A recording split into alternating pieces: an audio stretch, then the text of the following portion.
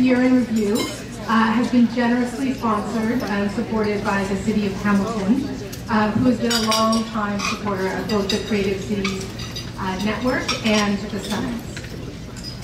The Public Art Year in Review was launched last year at the Creative Cities Summit in Kelowna, and boy did we hear from you that you wanted it to come back. It's one of the things that was certainly enjoyed, and you told us in the post-event surveys. So we've been busy over the past year trying to make that happen.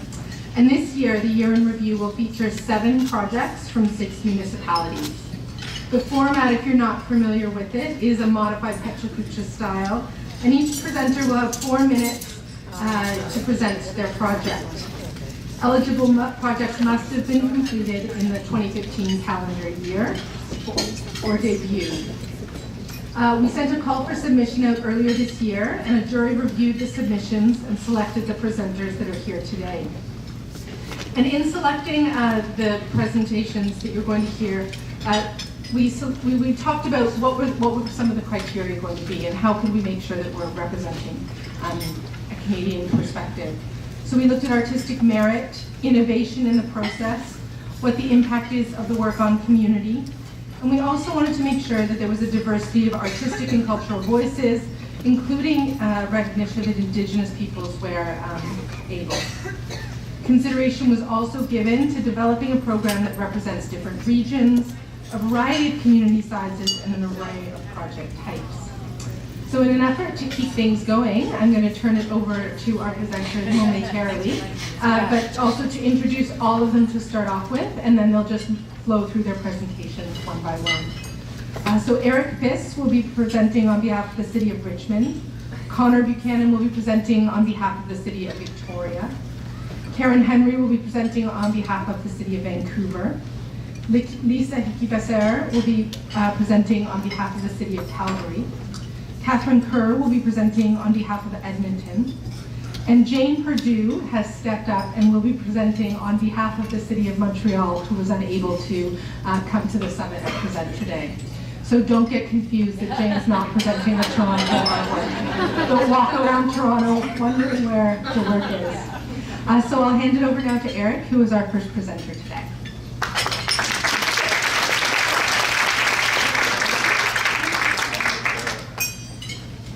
Okay, thank you for having me here today. So, thank you. I'm presenting the City of Richmond City Center, Community Center, Public Art Plan and Program. And that always, Public Art Plan always catches it all. But I'm not going to bore you with the spreadsheet that shows all the negotiations and how we allocated all the funds. Instead, I'll focus on the actual results of the Public Art Plan. So, City of Richmond, population of over 200,000, is located on 17 islands in the mouth of the Fraser River. It's rapidly transforming, especially in the city center, going from light industrial to high density residential. We have a very diverse, multicultural community. 80% of the population in the city center are of an Asian ethnic background, both historically and many newcomers. And the City of Richmond's Public Art Program has 3 main components. It has a civic program, a Percent for Art, a private development program, as well as a very healthy community public art program. And this project encompasses all 3 of those facets of the program. It was an innovative collaboration between the private developer, Canada Sunrise Development, and the city, and as well as the City Center Community Association, which is sort of an arm's length organization. And we've developed a public art plan to integrate artworks into the various public spaces, as well as an artist in residency program. The Carroll Tong Center, the developer still owns, is a 4-story building you saw on the previous slide. The upper 2 floors are used by Trinity Western University, but the lower 2 are occupied by our City Center Community Center. This work in the entrance lobby by Jacqueline Metz and Nancy Chu fits together. Metallic acrylic pieces fitting together like a river-like form, like a giant puzzle, a braided river, not unlike the Fraser River where the city's located. The pieces come together, intersect in various ways. It's a metaphor for the constant flux of society and culture and for the people of Richmond.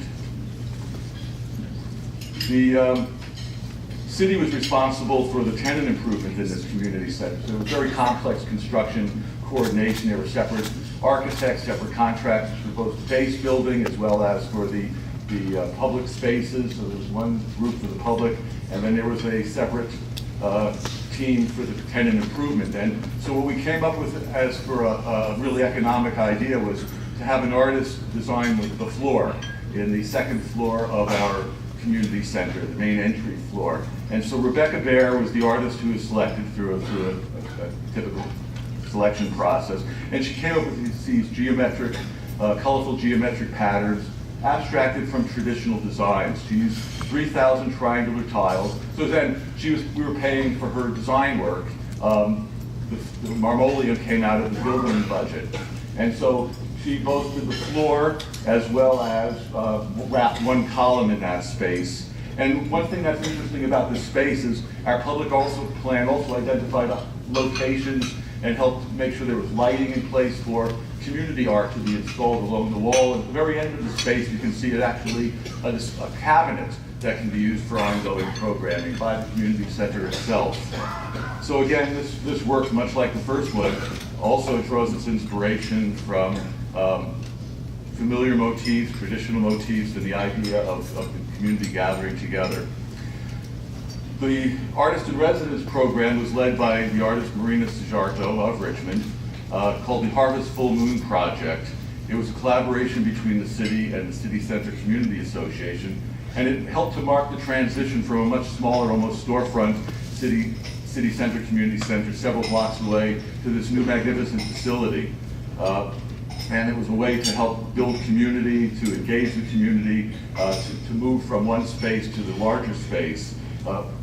She did a lot of work in terms of reaching out with workshops.